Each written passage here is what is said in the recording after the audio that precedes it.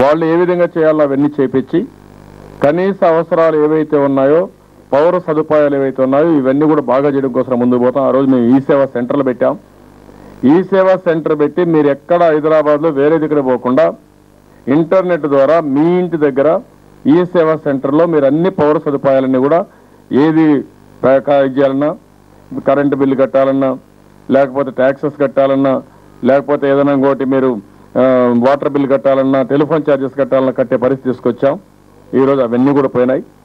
ఇవన్నీ కూడా ఒక పద్ధతి ప్రకారం మళ్ళీ మెరుగైన జీవన ప్రమాణాలు కావాలంటే, బెటర్ లివింగ్ స్టాండర్డ్స్ కావాలంటే తెలుగుదేశం పార్టీకి ఓటేయాలి. అదే నేనేమన్నా కాంగ్రెస్ పార్టీని గెలిపిస్తే ఉండే డబ్బులు కూడా లూటీ చేస్తారు, అది కూడా మింగేస్తారు.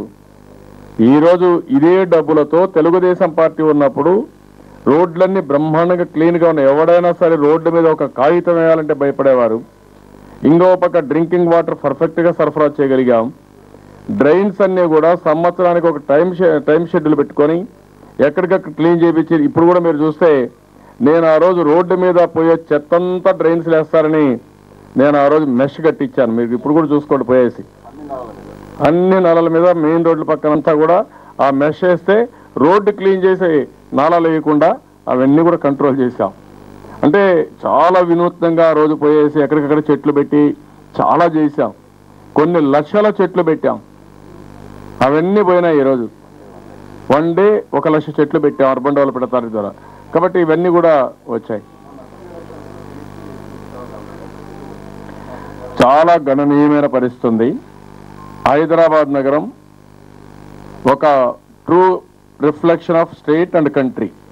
ఎందుకంటే ఇక్కడ మహబూబ్నగర్ జిల్లా వాళ్ళు ఉన్నారు, కరీంనగర్ జిల్లా వాళ్ళు ఉన్నారు, ఆదిలాబాద్ జిల్లా ఉన్నారు, రాయలసీమ ఉన్నారు, ఆంధ్ర ఉన్నారు, మహారాష్ట్ర ఉన్నారు, పంజాబ్ ఉన్నారు, గుజరాత్ ఉన్నారు.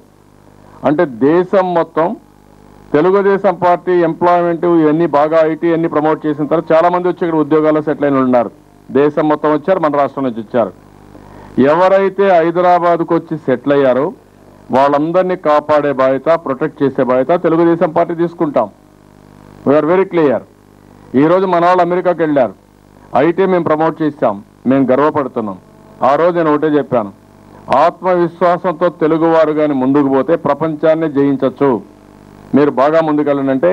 అమెరికాకు పోయారు, ఆస్ట్రేలియాకు పోయారు, ఆఫ్రికాకి వెళ్ళారు, అన్ని దిక్కులకు వెళ్ళిపోయారు. 250 దేశాల్లో తెలుగు వాళ్ళు ఉన్నారు. ఇది గర్వకారణం మనందరికీ. ఆ విధంగా పోయినప్పుడు ఆస్ట్రేలియాలో తెలుగువాడికి ఇబ్బంది వస్తే తెలుగుదేశం పార్టీ టీమును పంపించి ప్రొటెక్ట్ చేశాం. అదే హైదరాబాద్లో ఉండే తెలుగువాడికి ఇబ్బంది వస్తే it is our duty to fight it out.